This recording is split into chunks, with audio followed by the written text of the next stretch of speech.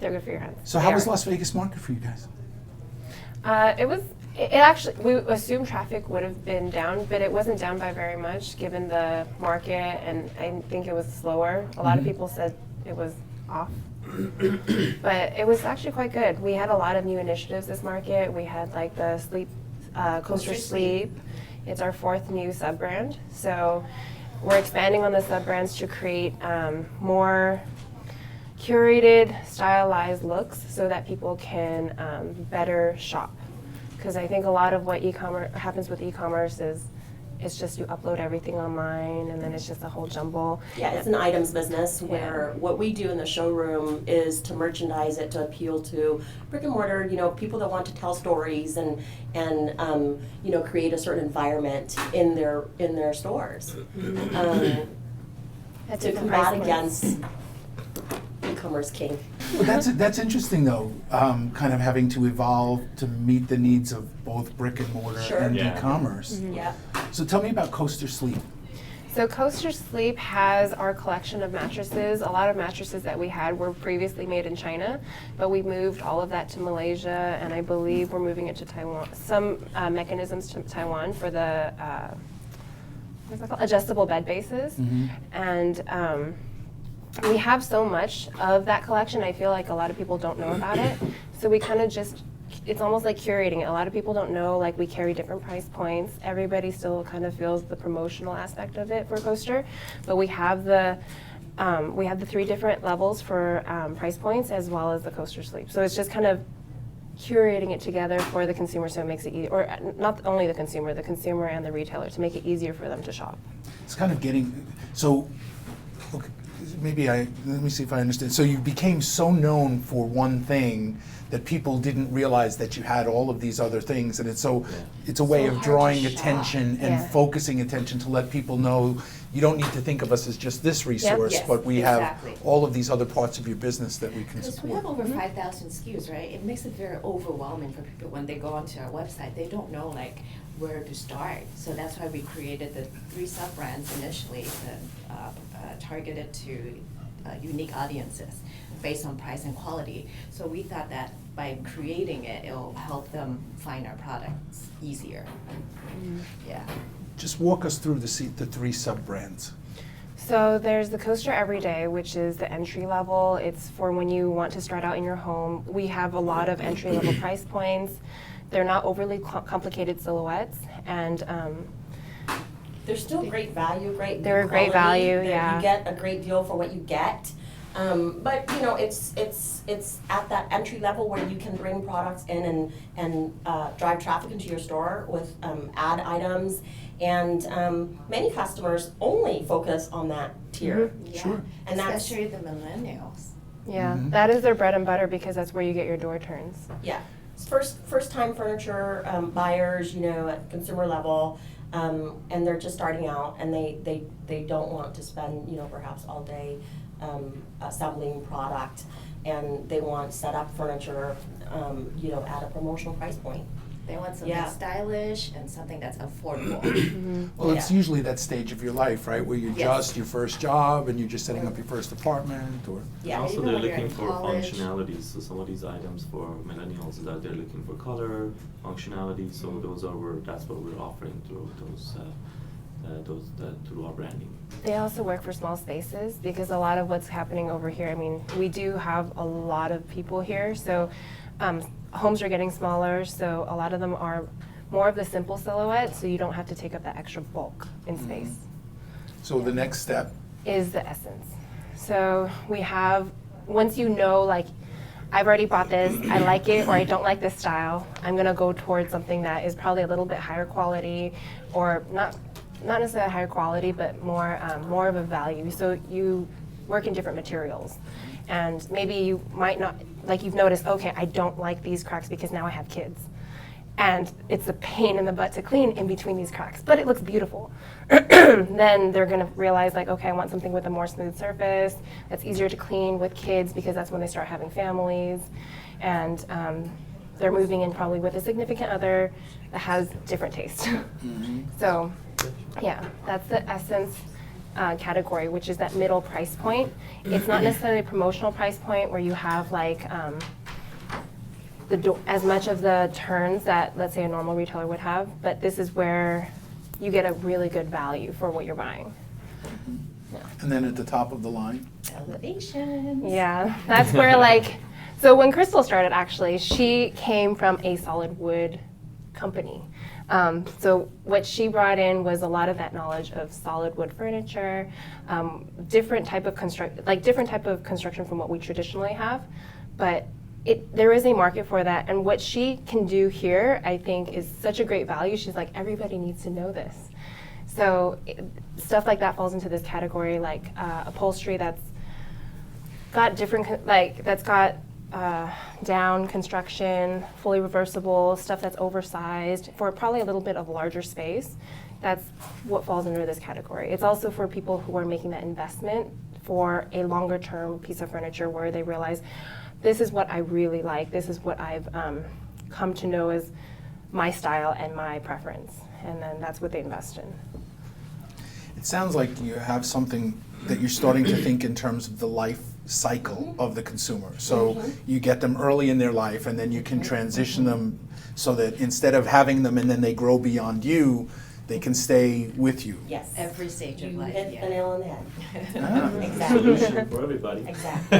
Yeah. So that strikes me then that the Coaster brand is now becoming more important. Tell me about the strategy of making Coaster known to the consumer.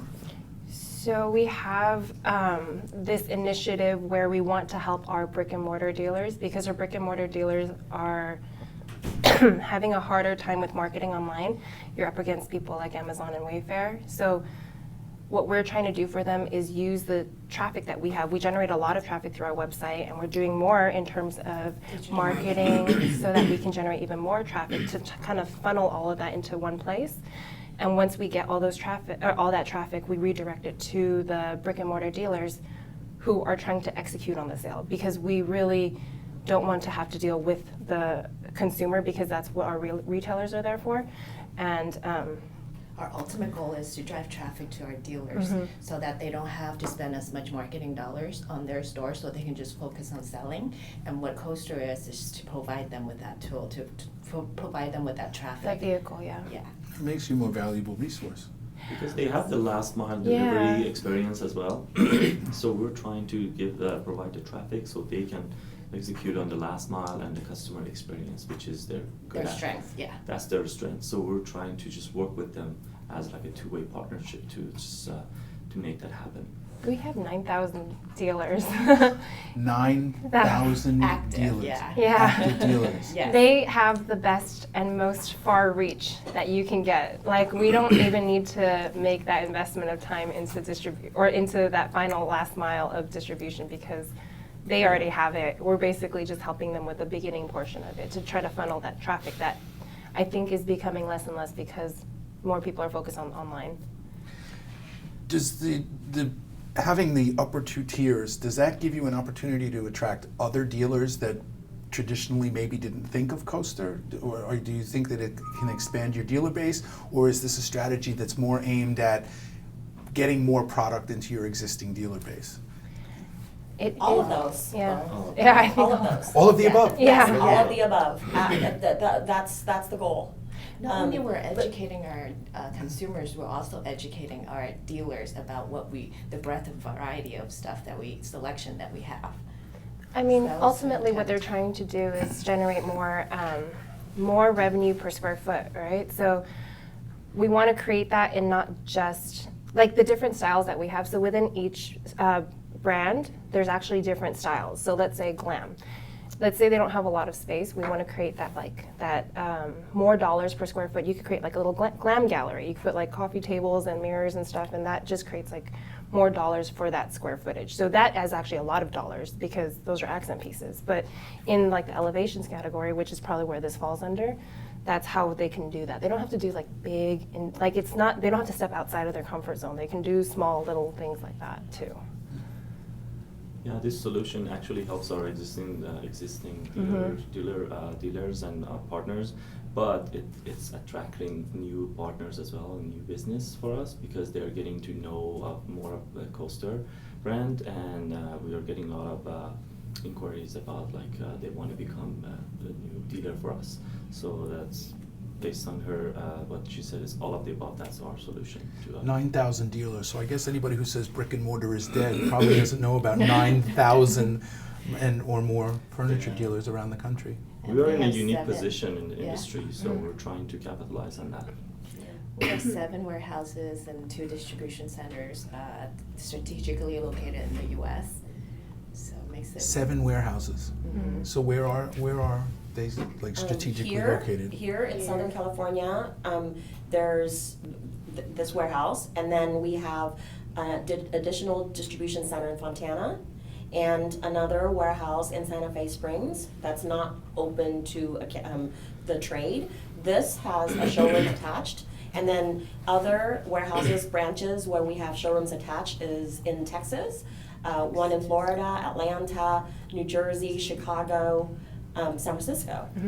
So quite a bit of logistic going on. Well, it gives you a lot of speed to market, I would think. We are. Absolutely, and save our customers on freight and facilitates shipping for e-commerce. Sorry, we're closer to. Why the does everybody customer. keep looking at you when they say e-commerce? He's I notice that every time somebody says internet or e-commerce, it's just all of the eyes seem to go in your direction. We're actually doing great initiatives and programs with e-commerce. Also, it's not just e-commerce because of the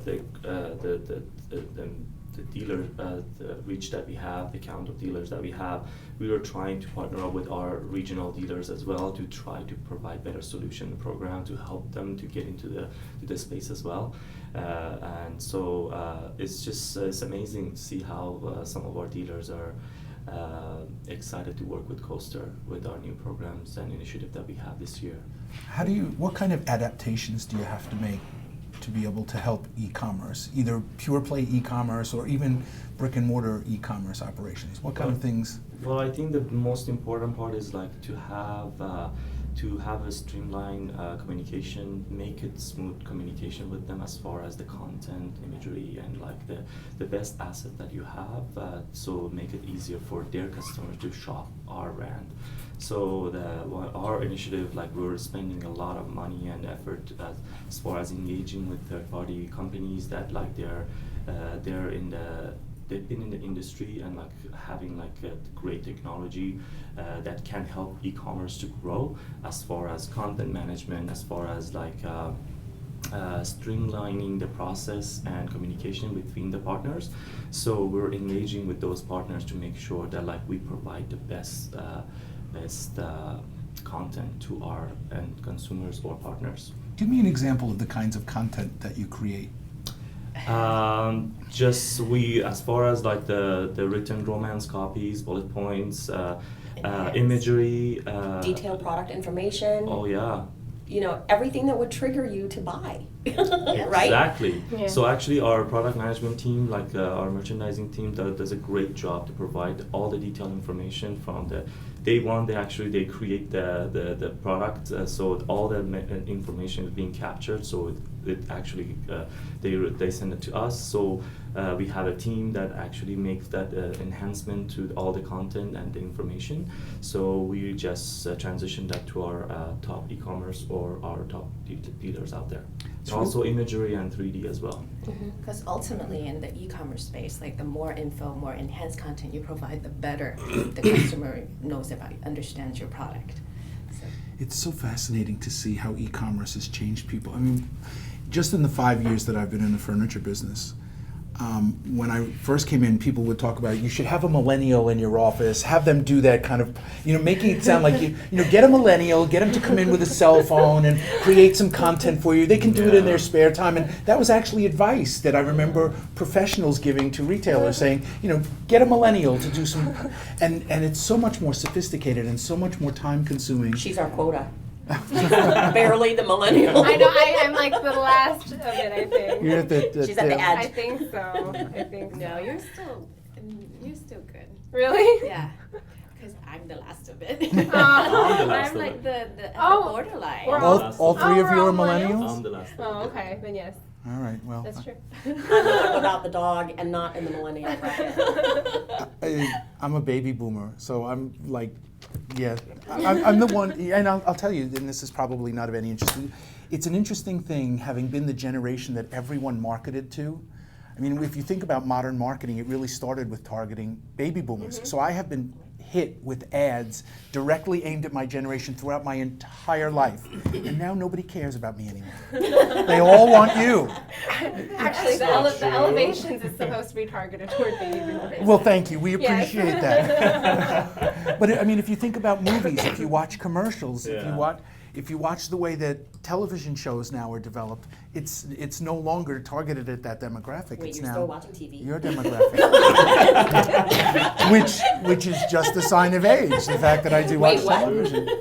Yeah, that I don't stream everything. Excuse me, after Hulu. But it's important to me because we all shop online, so we always try to think as an end consumer how they shop. So we are trying to make sure that we mirror the same experience. So we want to make sure to make it as easy as possible to them to find Costa product, to try to shop, to make a better decision. That's the end goal for us. And even if they don't actually finalize their purchase online, they do almost always, I don't know what percentage is it, but they start on their purchases online. So you start your research, you start looking at, shopping. Yes. Yeah, I think the number is something like 80% of Yeah, people. it's a really, So that's why we decided the marketing effort for online, regardless of where the channel ends, whether it's through brick and mortar or e-commerce, it will, we have to make a conscious effort to actually advertise to that consumer so they are aware of what their options are. So who does your internal digital marketing? Where does that reside?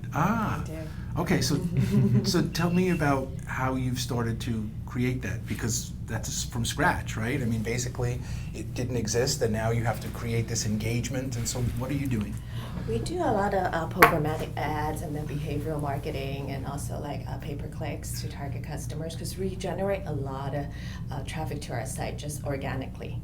So we don't want to waste all those efforts. So not only that, we're capturing what they're searching for so that they end up into either our dealer showroom or our e-commerce partners spaces. How do you get so much traffic?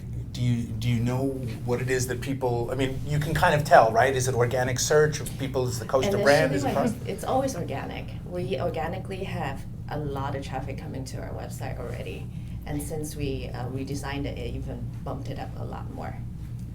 So we just went through a rebranding of our website where we changed the whole look of it. We did the rebranding of our logo, and since then, we have seen a lift in the amount of traffic that we Because receive. usually we work with a third-party outside agency to create our website, right? They warned us. They kind of let us know that usually when we switch over, there could be a decline, but with us, we had a double-digit growth into our website traffic. So what we're doing is actually Did you change your platform, or was it just the design? No, it's just look and feel.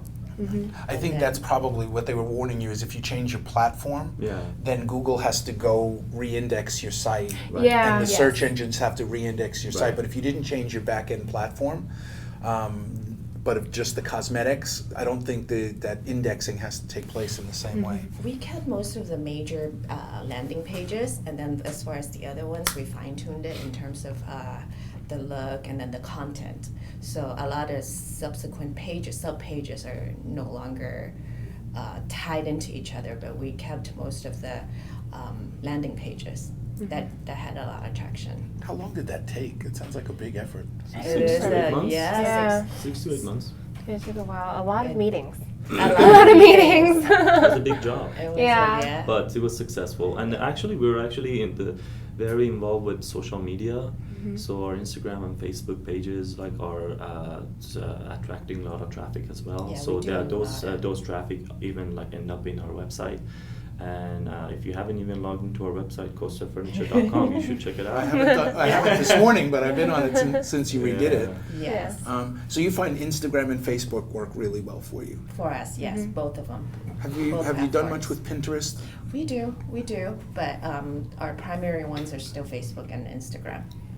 I'm always curious how people. I have heard that Pinterest is the most shoppable, And so, and it has kind of the longest tail, right? Instagram is good on a day-to-day basis, but I have heard people say that, people will what's the word, scrapbook images? Yeah, you and put them Right. to your board or something. Right, Yeah. and then they'll go back and shop. So I've heard that it's a good Pinterest traffic driver. takes work to get stuff out of there. You know, Yes. like as a resources. person who is involved in it, you get what you put in. Yes. So, where when you go to Instagram and Facebook, it knows everything about you, by the way. What you ate, what Don't you, I know it? Yeah. So it actually everything that you Google, everything that ends up on Facebook and Instagram, it reads you like a book. And so That's what we pay to do too. some of those things end up, Yeah. I bought things off of ads on Instagram and they follow you forever. shoes, and I wore those shoes to Vegas, and 3 people noticed that they saw the same shoes on Instagram, and they asked me about the shoes.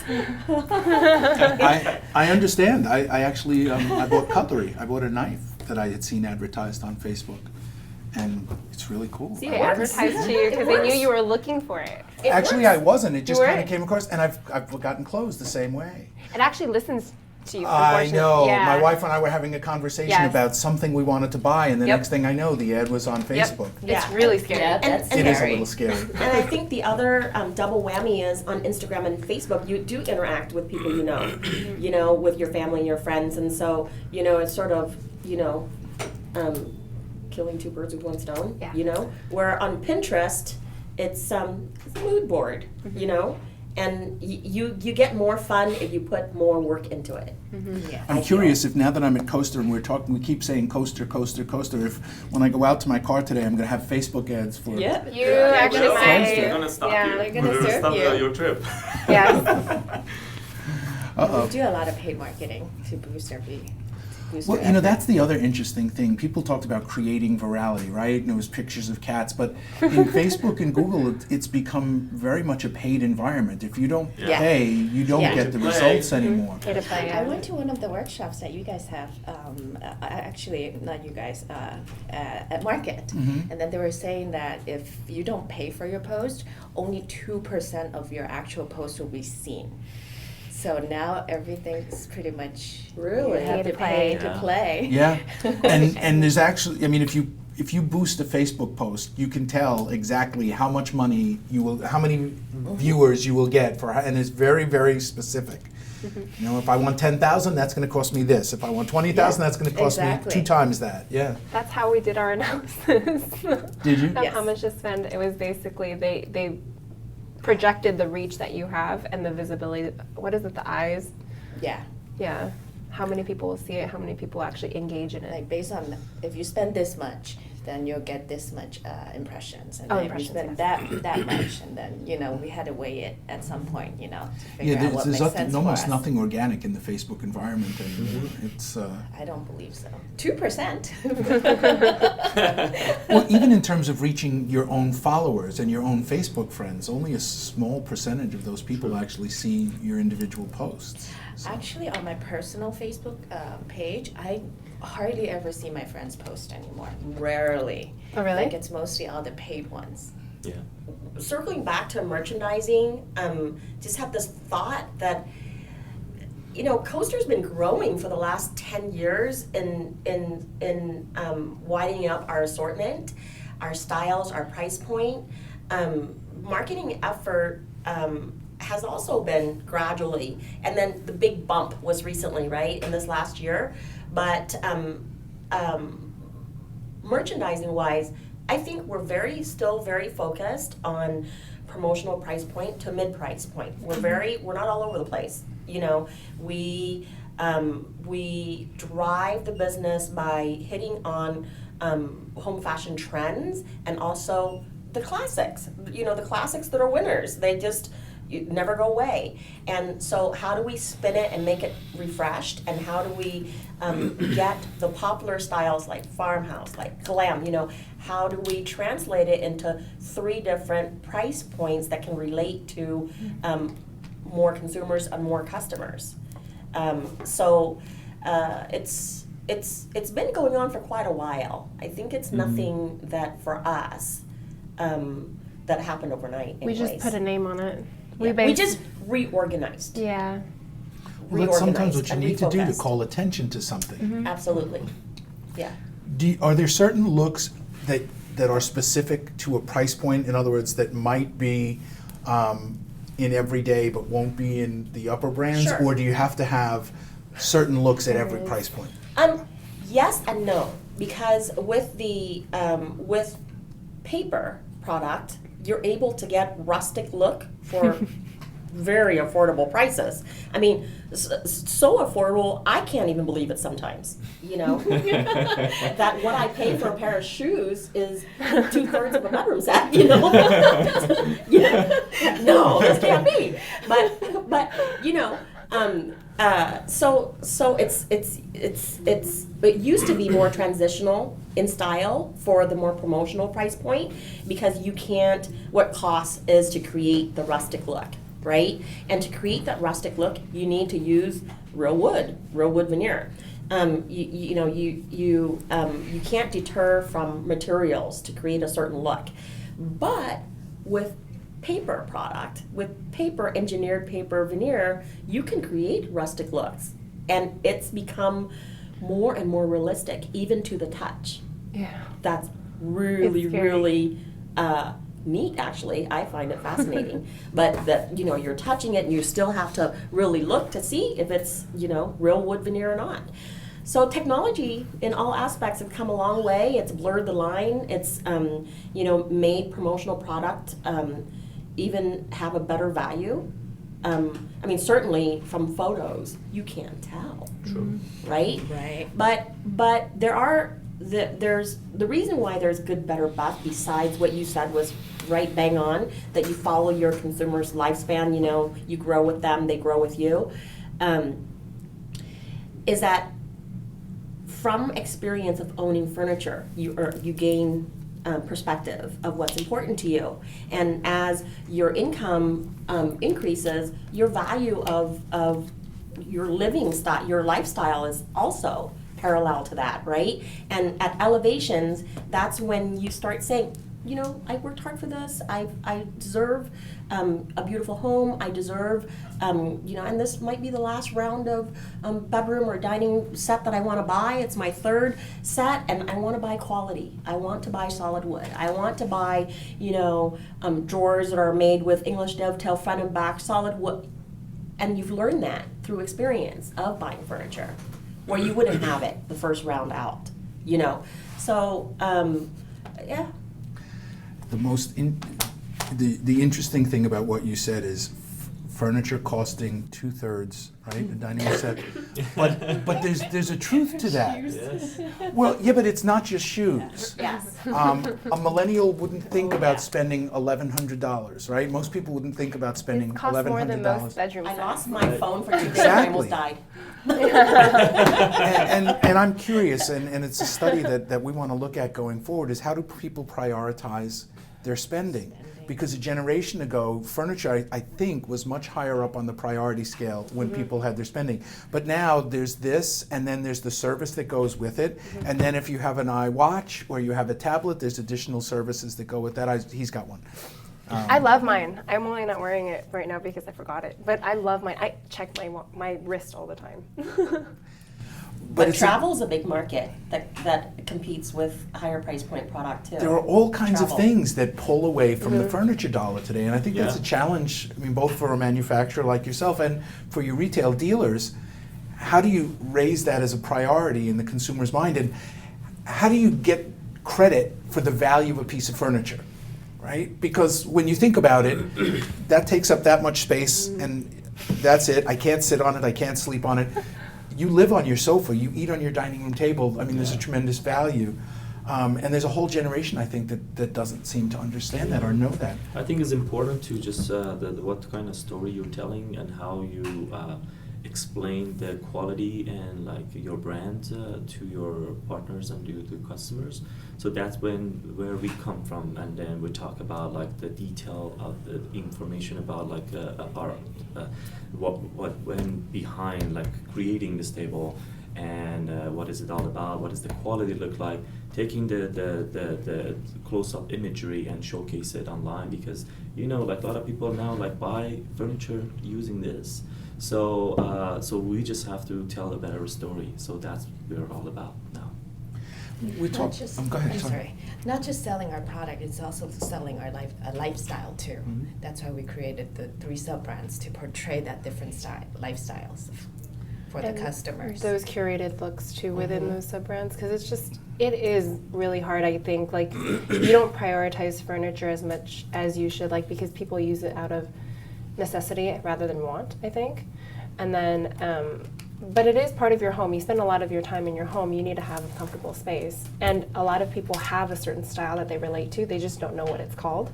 So that's what we're trying to create for them, and then have it, basically putting a name to it. It exists, it's just a lot of people don't have it like titled under anything. Same with like, we had all of these styles already existing, it's just we didn't have a title for it. It just makes it easier to relate. Well, that seems to be the way that pure play e-commerce players, if you look at the people who are successful, I think of Joybird, right? They got acquired by Lazy Boy last year, and some of the others. They have a very distinct look. They've already curated. They're not trying to be all things to all people. They're not trying to say, come in and look, we have everything. It's like, here's who we are and here's why we relate. And that seems to be the direction that that people who understand e-commerce and who are pursuing the direction you are going, is curation. Make your choice for them. Don't try to give Absolutely. Yeah, you have to make it easy. Basically, I think a lot of things we're trying to do, like back to your point, was to make it easy for them so that it's almost like it's not an obstacle, like they just make that purchase because it's easier. Yeah, take the hard part out of the way. We also were talking about an item business versus a collection business. If you look at furniture historically, it's a collection business, right? Look, everything is suited up. This matches and that matches and that matches. That's changing, it seems, for the consumer, isn't it? Well, you want higher ticket, you want higher ticket. A lot of what e-commerce is single business or single piece items, and I think traditionally it's like you get a higher ticket because of like bedroom suits. So what we're trying to do also with those curated looks is to kind of encourage the purchase of all the other items that are in that photo or that are in that collection to up that ticket. But that still exists. We just introduced a very successful solid wood bedroom, dining, occasional table collection at this Las Vegas show. It was runaway hit, and it's your traditional collection. It's a traditional style. I think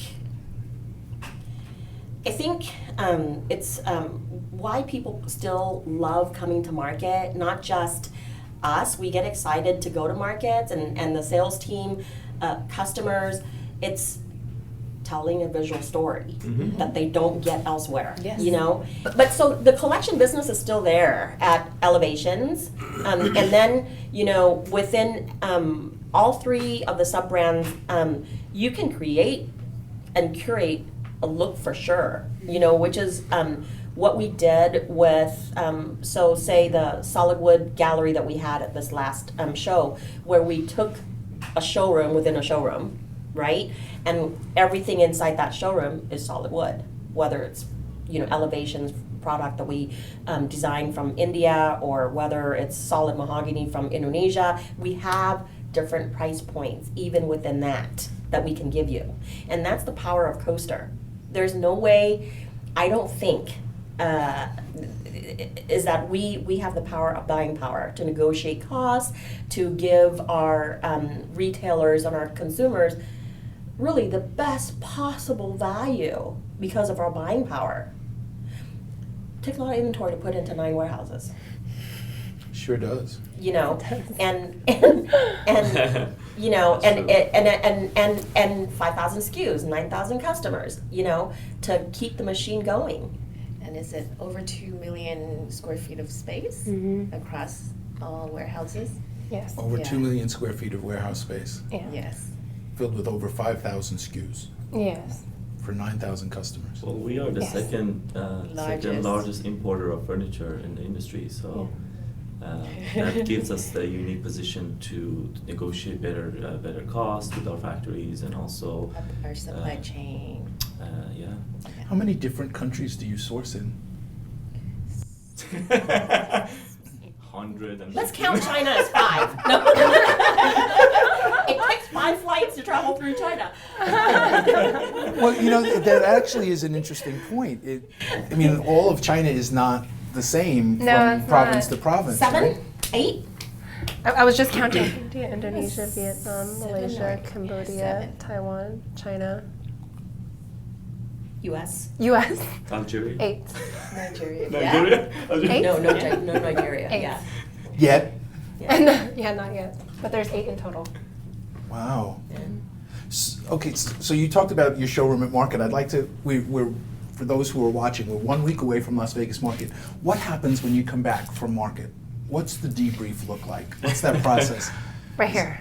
She actually has to do a lot of that work after. Well, yesterday, because we're so excited, after Market, what happened, which product made it and which product. So, there's a lot that goes into which branch sold what. Not just where the sales, what sold, but who sold what and what customers bought and how many stores they have. So we really drill down on the, whatever intelligence that we have available to us to make the best buying decision. And, we look at open to buy, we review, what we're forecasting for the next year, what's important, and spend our money wisely. Really, within like 2 weeks after Market, we finalize our sales reports where we are done with making decisions on what to, we say go and no go, buy and not buy, and how deep do we invest in each of the group, how strongly do we feel about this, and really get behind product. Right after Market, it's buying decisions.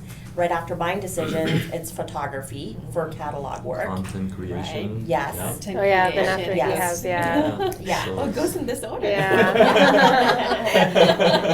Yeah. Yeah.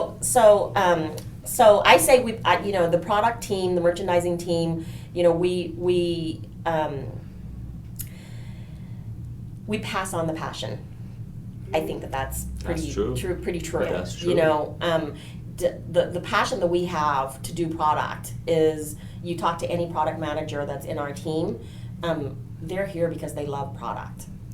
They love furniture. We signed up for this industry. We love it. And when we do our sales training, when we prepare the showroom to making buying decisions, all of it is just having the passion for this industry and the product that we're dealing with. No matter the price point, no matter the sub-brand. We put in the same amount of effort into an everyday product as we do with Elevations, because the $500 here is just as important as $3,000 here. Right. To Well, proportionally whoever's for that spending it. consumer, it's Yeah. it's as Yeah. big a proportion. So purchase. we have to do our due diligence in creating excitement and then putting the product in our catalog. That takes up a lot of work. And then of course, there's 4 markets a year. So it's like yesterday, I have one of my assistants, I said, okay, are you working on the calendar for High Point? She goes, we just got done with Vegas. Can't we? We're starting the calendar with High Point. Yes, let's start a calendar for High Point. But it is an ongoing process. Yes, we started Yeah. before we even went into Vegas Market. We started our photography booking already, our planning already For High before Point. before High Point actually. For after Yeah. this Market. How far out are you looking at designs and trends? A year. So right now, you actually are thinking next year. Yes. January 2020 is done. except for a few things here and there. But we are now working on July of next year for intros. You have to be ahead of the game, so you Yeah. have to think ahead. Yeah, and you strategize and you plan, and you leave room for exceptions. You leave room for things that come up that may be great. You leave room for ideas that you come up at the 9th inning that you are going to execute. Within a month you're gonna. So there are those, but we plan out as much as we can, and we get a head start as much as we can.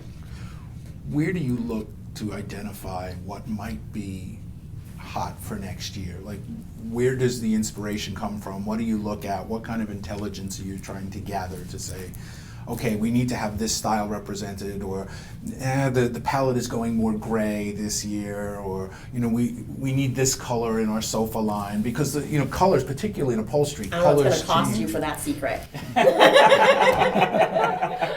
That's a secret. It's my job to ask those questions. I came from the garment industry. I came from the fashion industry, and I studied in fashion design. And so this is a big part of analyzing trends, is the research and how do we get influence, and where does it all come from? It comes from everywhere, including restaurants, clothing, cosmetic, everything that's happening around us. And now with this thing, it's even more that you are influenced with all the time. And then, how do you, if you ever say to yourself, wow, suddenly I see more and more people wearing a certain color, right? Pink, 2 men in the room wearing pink. Yeah, so. Yeah, we You coordinate. got my text, huh? You got 2 people in black, 2 people in white and black, and two people in pink and blue. Yep. What are the I know. chances? That's true. But influences come from everywhere. There's definitely, it's not going to jump from A to M. It's going to gradually move, right? And you can see the lifespan of how long something lasts with its popularity. YouTube is a huge source for me. I watch so many, home tours and so many. Everything happens on YouTube. If you're not watching, why are you watching TV?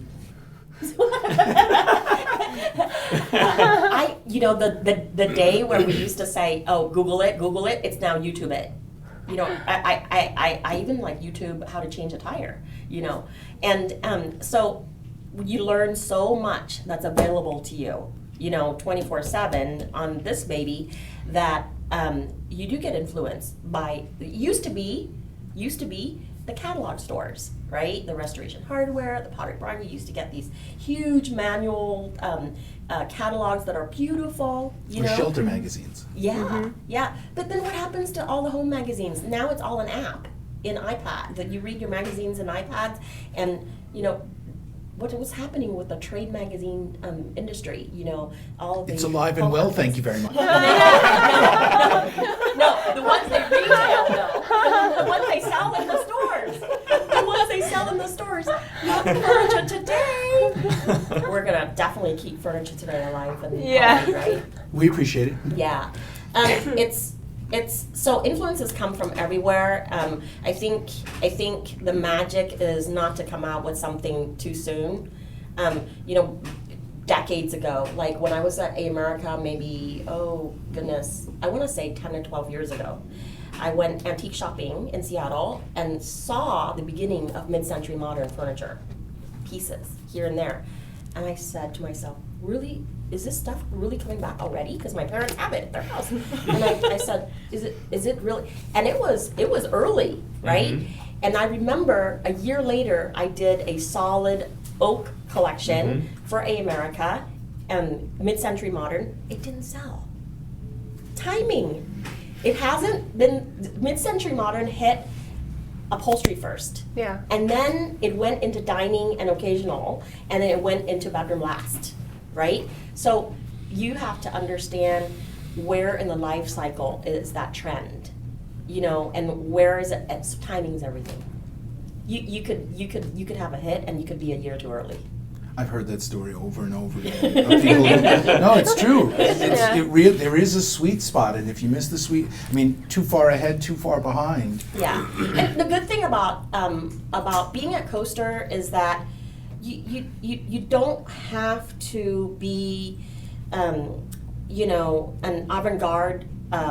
Because what people look for from Coaster, yes, home fashion, value, the ease of doing business, inventory, 9 warehouses, logistic. It's not really a place that I'm going to try, pink with zebra stripe with, polka dots. I don't have to reinvent the wheels in that way. But what's important is to make styles that people recognize. It registers when they see it, right? That they see something refreshing in what you do. Or the finish is bang on. Or they sit down and it's just like, sold, right? So you've seen me shop for upholstery. It's exactly my process. Yeah. Showroom. I know, you should see one of our sites. Well, we're going to do that next, yeah. Okay. Actually, can we take a walk through the showroom? Absolutely. I mean, because we picked a kind of cool spot, right? You have the showroom here, you don't have that everywhere, so. Yeah.